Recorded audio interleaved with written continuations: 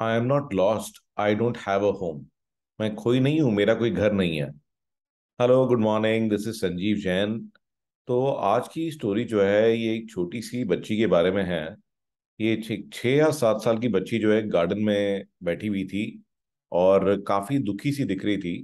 तो वहां पे जो गार्डनर था, जेम्स, उसने नोटिस किया कि अच्छा ये ऐसे बैठी हुई है कोने में, किसी के साथ खेल भी नहीं रही है। तो काफी टाइम से बैठी रही।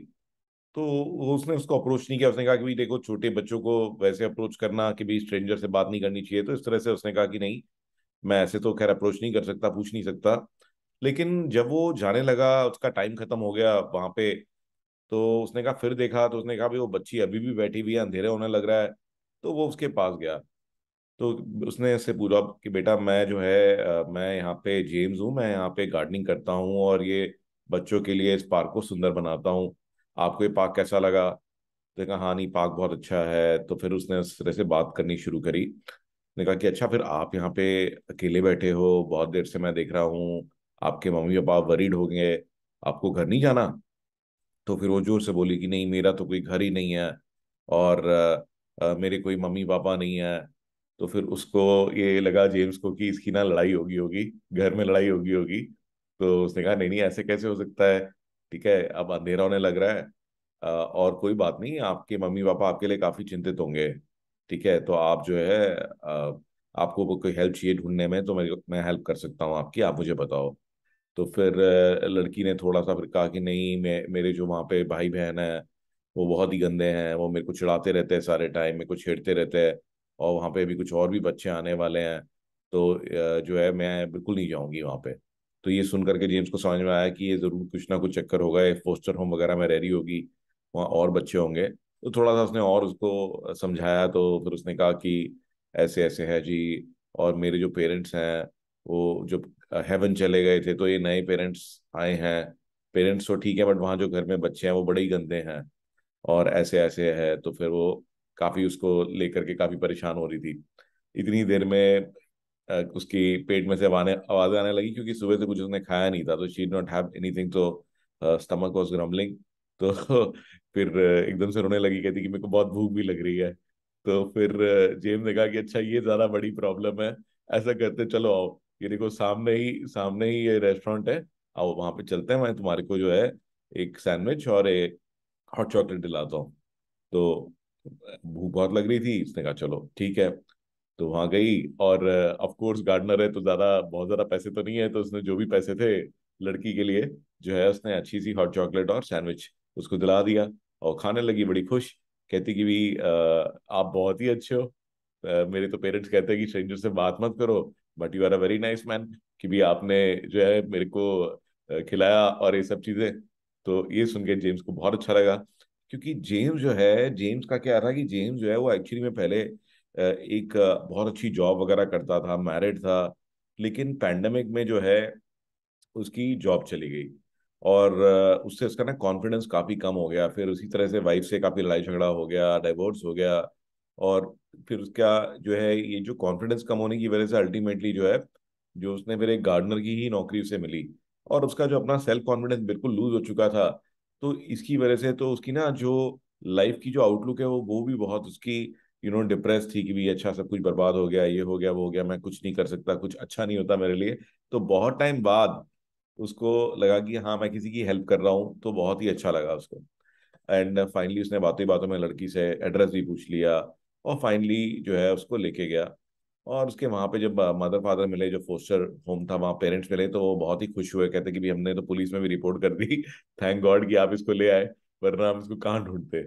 एंड फाइनली उसने बताया कि भी ऐसे ऐसे बात हुई है, आप देखो जरा घर में ना बच्चे इसको तंग कर रहे हैं।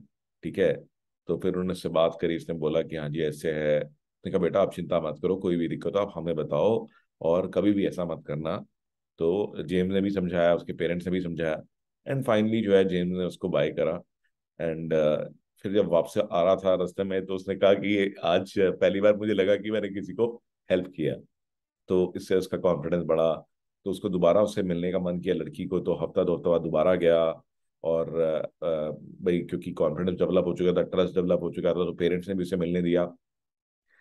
तो ऐसे काफी अच्छे फ्रेंड्स बन गए, कई बार वो मिलने गया। तो एक दिन जो है एंजेला उसको बोली, जो लड़की थी, कि आप जेम्स आप बहुत ही अच्छे हो, और मेरे जो पुराने पापा थे बिल्कुल वैसे ही हो। तो मैं तो ये चाहती हूँ कि भी किसी दिन जो है आप मेरे डैडी बन जाओ, मैं इस फॉस्टर होम में नहीं रहना चाहती, यहाँ पे लोग जो है मुझे इतना प्यार नहीं करते। तो ये सुन के बहुत खुश हुआ, लेकिन ऑब्वियस सी बात थी कि भी एज अ गार्डनर तो वो कभी भी उसको अडॉप्ट नहीं कर सकता था। तो लेकिन ये बात जो है उसके ना दिमाग में घर कर गई कि भी नहीं, मैं कुछ करूं। और क्योंकि लड़की से उसको अटैचमेंट भी बहुत हो गया था, कि मैं इसको किसी तरीके से अडॉप्ट कर लूं। तो वो अडॉप्ट करने के लिए उसके दिन रात उसके दिमाग में चलता रहता। उसने कहा कि मैं और मेहनत करता हूँ और मेहनत करता हूँ। उसने दोबारा अप्लाई किया, जॉब अप्लाई करी। पहले एक छोटी जॉब मिली, फिर और कोशिश करी, फिर एक अच्छी जॉब मिल गई। अल्टीमेटली 1-2 साल लगे, and finally he got a very good job. And उसका अपना कॉन्फिडेंस भी वापस आ गया। और उसके बाद में उसने कहा कि अब जो है मैं अफोर्ड कर सकता हूँ, मैं अच्छे घर में भी रह रहा हूँ, और मैं अब सारी फैसिलिटीज लड़की को दे सकता हूँ। तो उसने उसके अडॉप्शन के पेपर्स फाइल किए। इवन जो फोस्टर होम में जो पेरेंट्स थे उन्होंने भी उसके लिए अच्छे कमेंट्स वगैरह लिख के दिए। एंड फाइनली जो लड़की है उसको उसने अडॉप्ट कर लिया। तो ये जो स्टोरी है, ये इस स्टोरी के अंदर क्या इसका मॉरल है? तो ये जो स्टोरी है इसका मॉरल देखिए यही है कि भाई नॉर्मली क्या होता है कि हम लोग ना हमेशा अपने बारे में सोचते रहते हैं कि हमारे साथ ये हो गया, ऐसा हो गया, वैसा हो गया। और अल्टीमेटली जो रियल हैप्पीनेस है वो ना, अगर आप अपनी हेल्प नहीं कर सकते, आप दूसरे की हेल्प करिए। ठीक है ना? रियल हैप्पीनेस दूसरे की हेल्प करने में ही है। ठीक है? और ये देख रहे हैं कि यहाँ पे जो है एक बच्चे का जो प्यार है, ठीक है, उसने ही उसकी लाइफ को टर्न अराउंड कर दिया। क्योंकि बच्चे जो होते हैं बहुत ही ब्राइट होते हैं और हमेशा ब्राइट साइड के बारे में सोचते हैं।